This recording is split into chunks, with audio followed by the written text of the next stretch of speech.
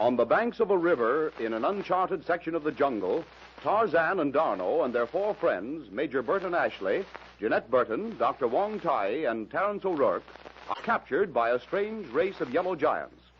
They escape, taking to the river in a crude native dugout, and are carried by the swift current into a dark tunnel. Hours later, they emerge into bright moonlight between precipitous, rocky banks, which presently give way to jungle-clad shores. The current becomes momentarily swifter. Like the continuous crashing of giant breakers on a rocky shore, a deep booming sound warns Tarzan of a waterfall in the river beyond. Urging his companions to use their paddles, the ape man sets the example by exerting every ounce of strength in his mighty arms and shoulders in an attempt to pull the ungainly dugout to shore. Useless effort. The current holds the canoe in its mighty grasp, rushing it at ever-increasing speed nearer and nearer to the brink of the booming cataract. As the dugout flashes beneath the overhanging vine-draped branch, Tarzan leaps upward, grasps a thick strand of creeper, and swarms up toward the limb. Suddenly, a cry of horror escapes the occupants of the canoe as they see the ape-man drop like a plummet toward the river, clinging to one end of a broken vine. Look, the vine's broken. He's falling into the river. No. See there. The other end of the vine. It holds. He is swinging toward the bank. He has at least saved himself. There is no possible way he can help us. We are doomed. Big Harry, look at him run down the bank with the speed of a lion. By Jove, he's overtaking us. If he can but reach that tree, there at the edge of the falls. With the speed of an antelope, Tarzan bounds along the rough bank toward a mammoth polycarpus tree that stands close to the river's edge and a few yards back from the brink of the cataract. One great lower limb sweeps far out over the river. Reaching the tree, the ape-man springs upward, vanishes in the thick foliage. A moment later, he reappears, running lightly out on the thick branch. He whips the grass rope from his shoulder, makes one end fast to a strong limb. As the dugout passes swiftly beneath him, he hurls the stout coils, so often tested against the savage strength of the mighty Numa, down into the outstretched arms of D'Arnot and O'Rourke. The two men, backed by Ashley and Wong, cling to the rope with all their strength. As the heavy dugout jerks to a standstill in the rushing current, so near the edge of the cataract that Jeanette, in the prow, gasps as she stares terrified down over the brink of the waterfall. Hang on, men. Get hold one, quick. If it will only hold against the pull of the current. Do not worry about that. I have seen it hold the strongest beast in the jungle. Hold tight. I'm going to untie this end and pull to the bank.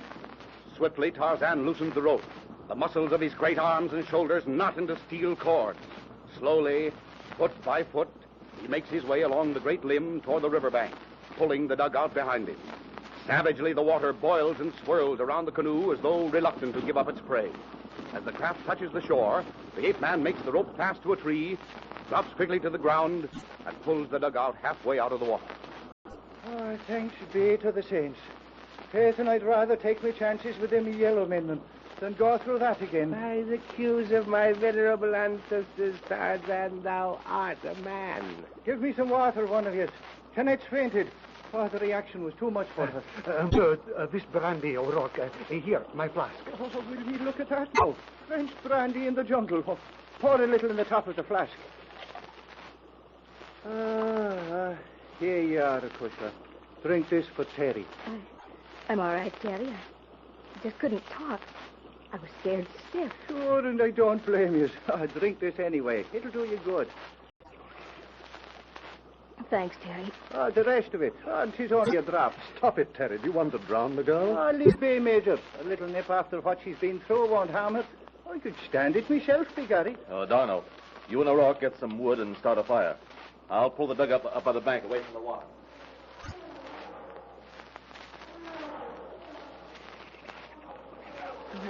I can't believe that we're safe on shore. Did you look down over the brink of those falls, Uncle Jim? It was terrible. Hundreds of feet. Great, jagged rocks down there. There, my dear, don't think about it. I'd given up hope myself. You rest now, mademoiselle. Tomorrow we shall find a way down the cliff to the river below. Benny, Monsieur O'Rourke, we shall gather wood for the fire. Right with you, Lieutenant. Uncle Jim. Yes, Janet? What is it? Do you think we'll ever get out of this awful country alive? All of us? Why, of course. What made you ask that question? Oh, I don't know. I was just wondering. No, Jeanette, my child. This experience, you should not dwell on such dark thoughts. I suppose not, but how can I help it? With a man like Tarzan to see us through, why, we're bound to come out all right. It's merely a matter of getting the dugout down to the river below the falls in the morning and carrying on. Carrying on. Yes, I guess you're right. Come, Janet. As Wong says, don't think of the unpleasant side of the situation. We'll get through right enough. Oh, but sometime, one of us, maybe all of us, will fall into a situation that we can't get out of. It's impossible for Tarzan to be with everybody all the time. After all, he's only human. My dear, the all-seeing who watches over us and points our destinies has led us out of danger so far. Is there any reason to believe he will desert us now? Oh, I know, but this terrible, cruel country, filled with every sort of danger and horrible death lurking behind each bush, and every shadow, or even its rivers. Our experience of a few moments ago has naturally unnerved you, Janet. If we exercise caution and trust to the leadership of Tarzan, I believe we shall have little to fear.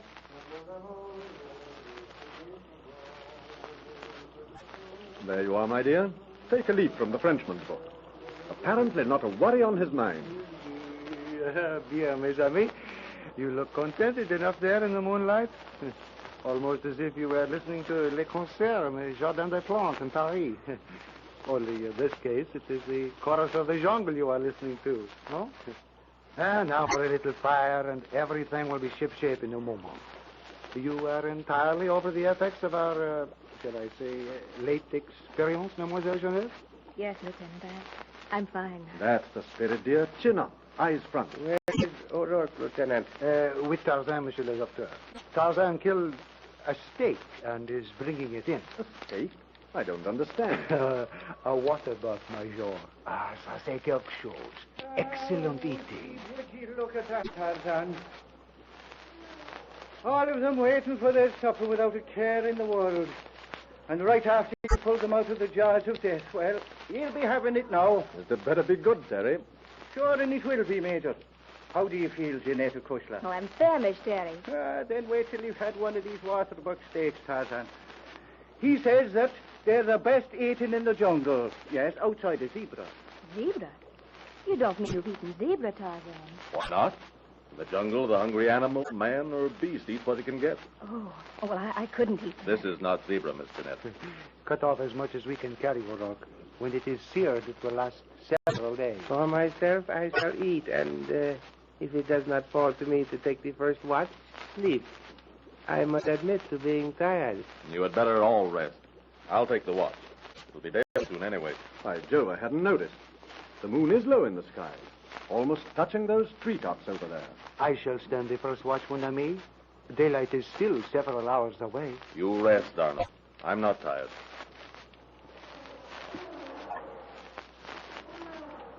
As the little company finishes its meal of waterbuck steak, and each member of the group composes himself to rest, Tarzan swings lightly to the broad limb of a nearby tree and settles down with his back to the trunk. The moon drops swiftly behind the distant horizon, and inky blackness steals out of the jungle to envelop the sleeping camp. Crickets thicken the air with their shrilling, and the forest crowds close. The far-off chatter of monkeys dies away.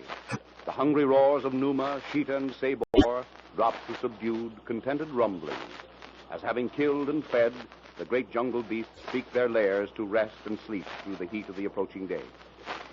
The summits of the tall cliffs and spires glow with the rosy light of dawn as Tarzan arouses the camp. Before the rising sun slants into the purple mists of the jungle, the ape man and his friends have finished their meager breakfast and are seeking a pathway to the river below the falls.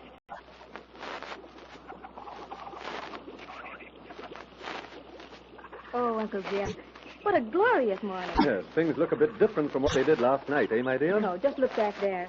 Why, that river gorge is beautiful. Those high red cliffs. To think that we came that way. It did look weird and mysterious by moonlight, n'est-ce pas, mademoiselle? Well, after coming through that terrible black hole last night, it looked more beautiful than anything I'd ever seen. Still, the danger of that cataract took everything else out of my mind. Just look down there, Lieutenant. Oh, suppose Tarzan had been unable to... Oh, I can't bear to think of it. Come on, Miss Jeanette. Darno. Oui, Tarzan. Come on. Allons, mademoiselle. Let us go. Hey, Tarzan, Wong, Major, come here. Have a look at this. Well, now what? Terry never yells like that unless he's excited about something. Qu'est-ce qu'il y a, Tarzan? What have you found? Path, by Jove. Seems well worn, too. angling down the cliffside. Probably used by the animals coming to the stream to drink. This is not an animal trail. Eh? But who else could have... Oh, look here. Further along. Animals don't cut paths through solid rock. Is that what you mean, Tarzan? Yes. That's what I was thinking. But if it takes us to the river below the falls, and, well, it seems to be leading in that direction, and that's what we're looking for, we can come back after the dugout. We'll follow it. Darno and I will lead the way. O'Rourke, you bring up the rear. And keep your eyes open. Right you are. Lead on, then. I'll be in the trail. Come on, Darno. The rest of you stay close. Why the precaution, Tarzan? You are not satisfied with the appearance of things?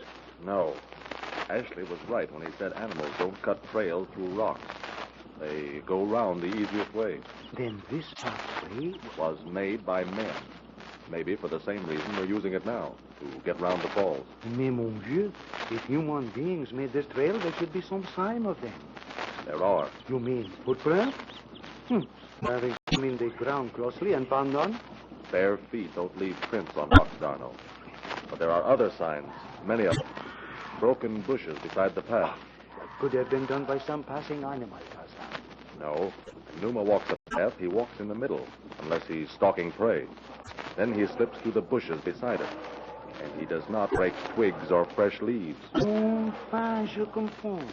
Then this pathway has been used, and lately. Those leaves on the ground. Yes. Wish the wind were blowing toward us instead of at our backs. You are uneasy, my friend? Yes.